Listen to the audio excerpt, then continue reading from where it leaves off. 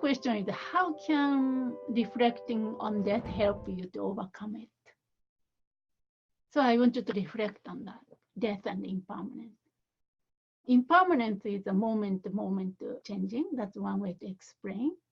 So if we cling on to something, cling on itself implied cling on as a permanent. Things are changing, right? Then when you lost, you're disappointed.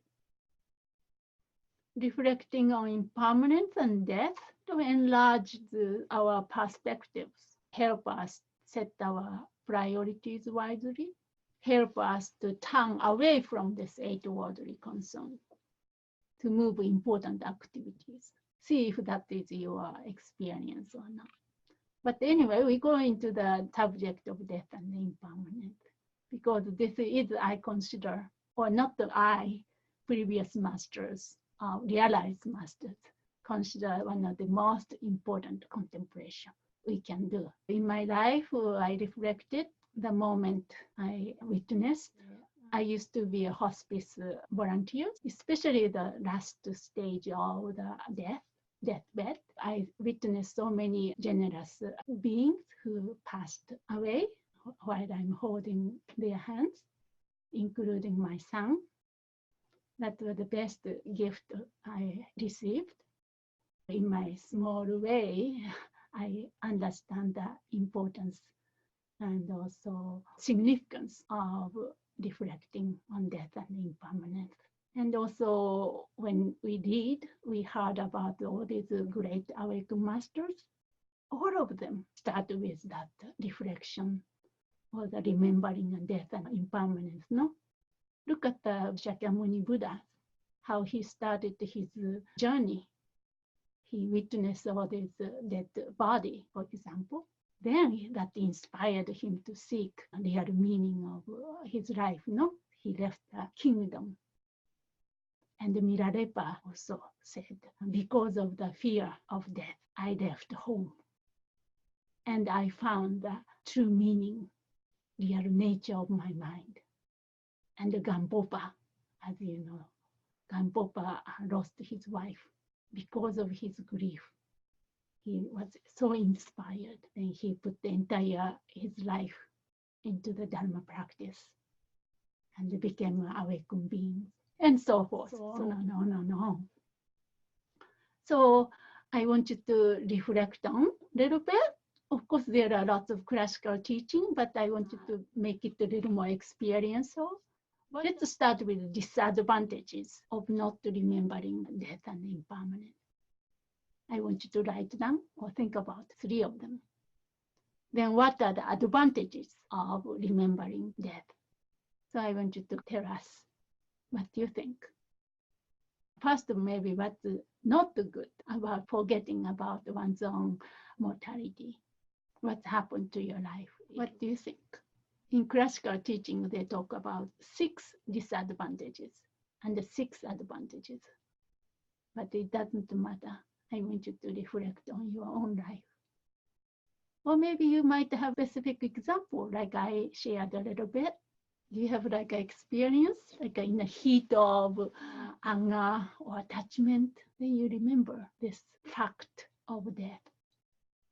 Then everything became a significance or something. Or you prioritize things, helps you to prioritize, think about what's important, or make wise choice. Any kind of example you can think of in your life? Why does the thinking in this way overcome your laziness or help you practice purely? Or why does meditating on death and impermanence help you live in the present moment? This is not the theory. So what are the 3 disadvantages of not remembering death and impermanence? I just going to quickly go over the 6 disadvantages if anything can ring a bell. So the 6 advantages of not thinking about the death, first one is we don't remember what to practice. We can waste precious life by following worldly pursuit only for this life. Yeah, if we don't remember the death, then why bother practicing Dharma? Why bother being here? That's number 1. We don't remember to practice. Then second one, even if we practice, we put off, procrastinate. We know it's important to practice, I know, but then we kind of put off because everything else become more important than practicing Dharma. Those 8 worldly concerns. Then this number 3, even we remember and we don't put off, then we don't practice purely. Why? Because all the Dharma practice became influenced by the worldly concern. Trungpa called spiritual materialism. No? Are we practicing Dharma in a way of spiritual materialism? We have to ask ourselves, really, to be honest ourselves, even we claim ourselves as Dharma practitioners, but they are influenced by the worldly concern. I often talked about this, the demarcation or the determining line for what is not the Dharma activities, pure Dharma activities, is this worldly concern, Chu and Cho mean spiritual materialism. That's the number 3. Then number 4 is we'll lose energy to practice over a long time. See, we've been practicing Dharma, then at point we lose perseverance, easily distracted, and get bored with practice. Do you know this one? Try to do something new, more excited if we don't get the immediate result. Once we start learning this sadhana, initially very excited about it, something new. But then kind of get bored, something interesting out there, because we don't feel like anything I'm getting from this over 6 months. Just practicing for 6 months. So this is attachment to the comfort of this life. So that's number 4. Number 5 is we will create a lot of destructive karma. If we don't remember death and impermanence, we do a lot of stupid things, no? And destructive, because we don't care, no control over automatic negative emotions, making no effort to control negative emotions and negative actions, just following whatever automatically. So then the 6th one is, this is the last one out of 6, is we will die with regret. If this is the last day, last session, are you prepared? Do you have a positive mind? Do you have a confidence dying with a positive mind? Today, we may not be able to go into the death resolution meditation, but it's so chaotic once started the death process, so fearful. I witness it, external sign and the internal sign and the internal feeling, and all these things simultaneously happening. So are you confident? But then 6 advantages are the will act meaningful. That's number 1. Right? If we remember, we want to waste the time, no? Give great purpose and meaning and transform all our actions to Dharma, as we talked about. Then number 2, all our positive actions will be powerful and effective. Somebody shared here. Naturally, be more generous and not harming others. Those positive actions naturally happen. Number 3, it gets us going at the beginning of our practice. So take a moment. If you remember or think about the death, then you want to start Dharma practice right away, no? We don't postpone, because we don't know how many days or how many minutes, how many seconds left. At the beginning of the practice, it's beneficial. Then 4 is that it keeps us going in the middle of our practice. Means once we start practicing Dharma on this journey, we have perseverance, or even difficult things happen, we can overcome those challenges as a part of Dharma practice. If we know, we really contemplated on the death and impermanence, become one with that realization. So that in the middle. The 3rd one is at the beginning, and the 4th one is in the middle of our practice. It keeps us going. Then 5th one is it keeps us focused on attaining our goal at the end of practice. End of practice means a goal. We can attain the goal. Then the 6th one is we die happily and pleasantly, hopefully, without regret. So that's something we can think about before we really even contemplate on the death and impermanence.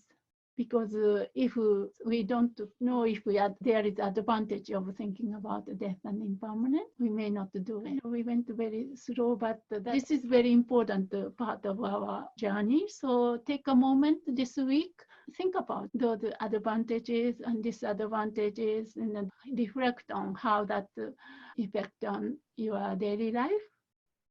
You know, this kind of contemplation seems to be very fundamental or inferior or beginner's kind of practice. But this is an exact preparation, gaining the direct awareness practice, advanced practice we are talking about, which is done by letting all expectations and drop away and dying in every moment, no?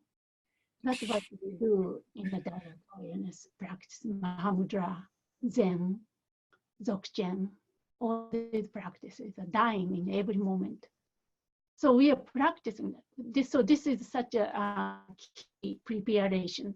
If we cannot do this, we cannot do the advanced practice, forget it. But we are not able to go into real context, but at least start thinking about advantages, disadvantage of death and impermanence. Then how that deepen our relationship with life itself, your life itself. Then how does that cut the veils of your personal habituation and the social condition or socially conditioned agendas? How does that put you in touch with life itself? Yeah, that's one important. Anything else? Actually, I talked too much today. So anything came up in your mind, like emotional resistance or energies? How do you feel about it?